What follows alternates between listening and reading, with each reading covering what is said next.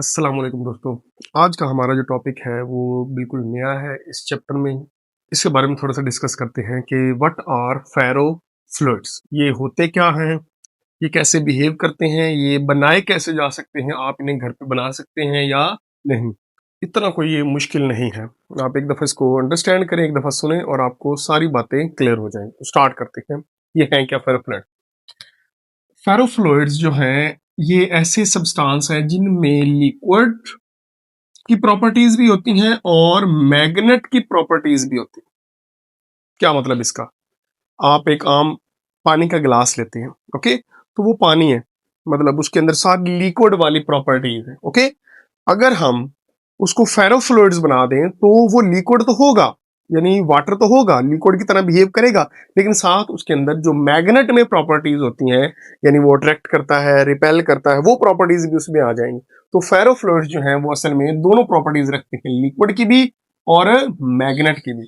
और अगर हमने उनको स्टडी करना है तो हमें दोनों प्रिंसिपल अप्लाई करने पड़ते हैं, यानी लिक्विड प्रिंसिपल यानी फ्लूइड्स के जो प्रिंसिपल्स हैं वो भी हम यूज करते हैं, और जो मैग्नेटिक प्रिंसिपल्स हैं उनको भी हम यूज करते हैं। दोनों प्रिंसिपल यूज होंगे, जाहिर है वो दोनों की तरह बिहेव कर रहा है तो दोनों प्रिंसिपल का हम यूज करेंगे। तो ये सिंपल इसकी डेफिनेशन है, यानी इनमें लिक्विड और मैग्नेटिक प्रॉपर्टीज होती हैं और उनको स्टडी करने के लिए हमें लिक्विड यानी फ्लूइड प्रिंसिपल और मैग्नेटिक प्रिंसिपल का यूज करना पड़ता है। अब सवाल पैदा होता है ये बनते कैसे हैं? तो सिंपल है। सबसे पहले ये एक कोलाइडल सस्पेंशन होती है। ये बता दो कोलाइडल सस्पेंशन क्या है। ये ऐसा मतलब सॉल्यूशन है या ऐसा मिक्सचर है जिसमें जो पार्टिकल है वो क्या क्या शामिल होता है। इसमें एक तो शामिल होता है लिक्विड, वो हो सकता है वाटर या ऑयल, ये लिक्विड होता है। इसके अलावा एक इसमें मटेरियल होते हैं आयरन ऑक्साइड, ओके, ये मैग्नेटिक मटेरियल होता है।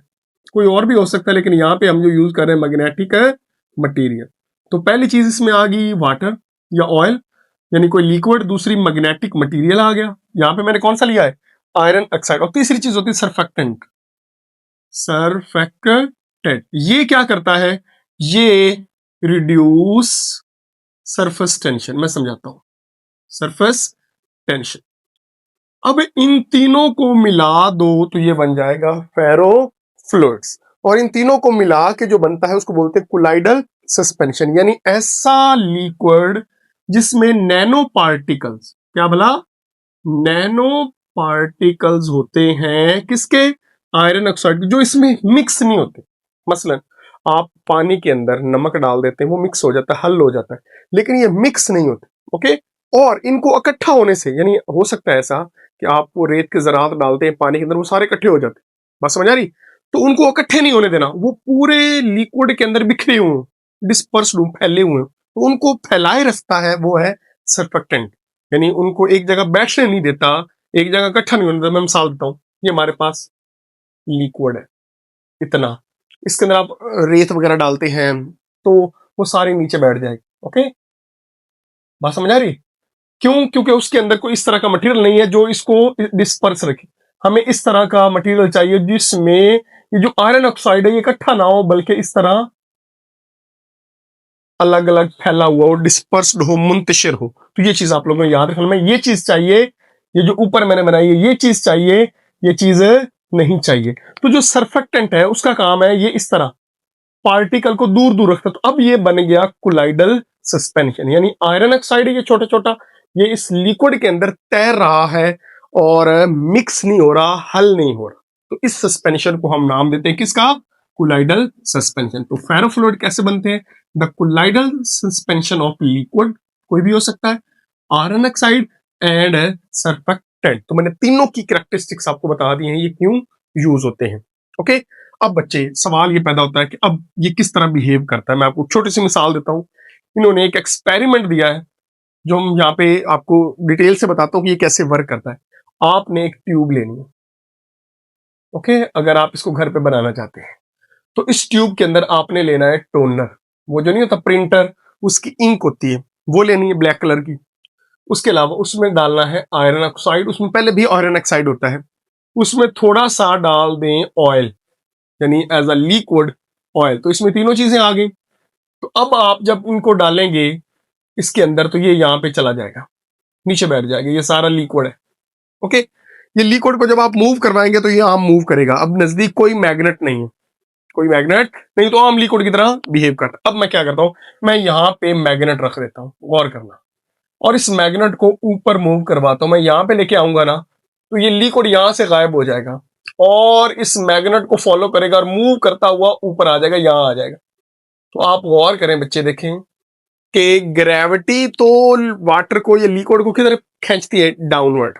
ओके, लेकिन अब आप मैग्नेट को ऊपर लेके जा रहे हो तो ये भी ऊपर जा रहा है। अब आप मजीद ऊपर लेके जाओ, ये फॉर एग्जांपल ये जो मेरा हाथ है, ये फिंगर है, ये है फेरोफ्लूइड, तो ये फेरोफ्लूइड भी ऊपर जाता जाए, ऐसे लेके और नीचे जाता जाए, तो ये ग्रेविटी के जो सरफेस टेंशन के अगेंस्ट जा रहा है।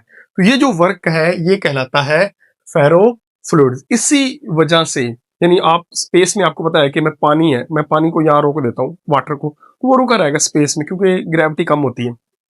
अब हम चाहते हैं ये पानी मूव करे, तो हम इसके अंदर आयरन ऑक्साइड और ये जो फेरोफ्लूइड इसको बना देंगे। तो अब अगर पानी स्पेस में खड़ा है तो आप मैग्नेट को लेके मूव करवाओ तो ये मूव करेगा।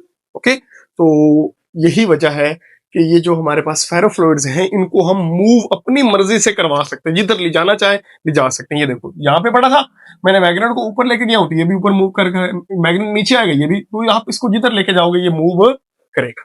ओके, और अब मैं आपको एक मिसाल देता हूँ। फॉर एग्जाम्पल ये हमारे पास एक बाउल है, उसके अंदर ये फेरोफ्लूइड पड़ा है, सिंपल, हम इसके नीचे रख देते हैं मैग्नेट, नॉर्थ और साउथ। तो आपको पता है कि जो नॉर्थ है इसके अंदर जो आयरन ऑक्साइड के अंदर जो मैग्नेटिक प्रॉपर्टीज है, यानी एटॉमिक लेवल पे जो मैग्नेट है वो इसको अट्रैक्ट या रिपेल करेंगे। फॉर एग्जांपल ये इस तरह, ये जो लिक्विड था सिंपल, ये इसमें स्पाइक्स बननी शुरू हो जाएगी। तो सवाल पैदा होता है इसमें स्पाइक्स क्यों बनती हैं। ओके, तो यही सवाल मैंने यहाँ पे अंडरलाइन किया कि वाई स्पाइक्स प्रोड्यूस्ड इन फेरोफ्लूइड्स। ये मैं साथ वीडियो भी डाल रहा हूँ, उसमें आप देख सकते हो इसको आसानी से। तो होता क्या है बच्चे कि नीचे जो होती है वो ग्रेविटी पुल करती है लिक्विड को डाउनवर्ड, मैग्नेट उसको रिपेल कर रहा है अपवर्ड। ओके, तो होता क्या है कि जो लिक्विड होता है वो जब कुछ इसका हिस्सा ऊपर की तरफ अट्रैक्ट होता है तो बाकी साथ साथ इस तरह, जाहिर है उसमें लिक्विड भी है तो वो नीचे नीचे बहना शुरू कर देता है। तो इस तरह की जो शार्प स्पाइक्स प्रोड्यूस होती है, ऊपर की तरफ मैग्नेटिक प्रॉपर्टीज लेके जा रही, नीचे उनको क्या पुल कर रही है, ग्रेविटी। तो इस तरह की जो है वो शेप क्रिएट होती है जिनको हम बोलते हैं स्पाइक्स। तो स्पाइक्स प्रोड्यूस होती है। तो ये सिंपल सा टॉपिक था जो बेसिक बेसिक मैंने आपको बता दिया कि किस तरह वर्क करता है। उसके लास्ट पे है इसकी एप्लीकेशन। तो इसकी एप्लीकेशन आप लोगों ने एक दफा पढ़ लेनी है बस, कि ये कैसे वर्क करता है, कहाँ कहाँ वर्क करता है। ये कंप्यूटर हार्डवेयर के अंदर जो है इसका यूज है, जो हैवी मोटर्स हैं उनके अंदर इसको यूज किया जाता है। स्पीकर्स के अंदर जो साउंड की क्वालिटी है उसको बेहतर बनाने के लिए, ये काफी जो साउंड होता है, ये जो वाइब्रेशन होती है स्पीकर के अंदर, उसको काफी को ऑब्जॉर्व कर लेता है और एक अच्छा साउंड प्रोड्यूस करता है। महंगे स्पीकर में होता है। ड्रग टू कैंसर, यानी आपको पता है कि ये लिक्विड है और ये मूव कर सकता है, तो जहाँ पे कैंसर है, मेडिसिन को अगर वहां पे हमने भेजना है तो इसका यूज किया जाता है। तो मैग्नेट की मदद से उसको मूव करवा के, यानी ये फॉर एग्जाम्पल इसके अंदर डाला है ना, तो ऊपर मैग्नेट मूव करवाओ, जिधर जिधर मैग्नेट जाएगा उधर उधर यही जाएगा, तो जहाँ पे वो कैंसर होता है वहां पे इसको पहुंचाया जाता है। उसके बाद एमआरआई मशीन में इसका यूज होता है और स्पेस के अंदर। और ये मजे की बात बताऊं, ये स्पेस के लिए ही यूज हुआ था। नासा ने 1960 में इसको बनाया था और स्पेस पर्पज के लिए ही बनाया था, लेकिन इसकी जो एप्लीकेशन थी वो मजीद मुख्तलिफ जो फील्ड्स हैं उनमें इसका यूज हुआ। तो ये हमारे पास है छोटा सा टॉपिक। नेक्स्ट वीडियो में, तब तक के लिए अल्लाह।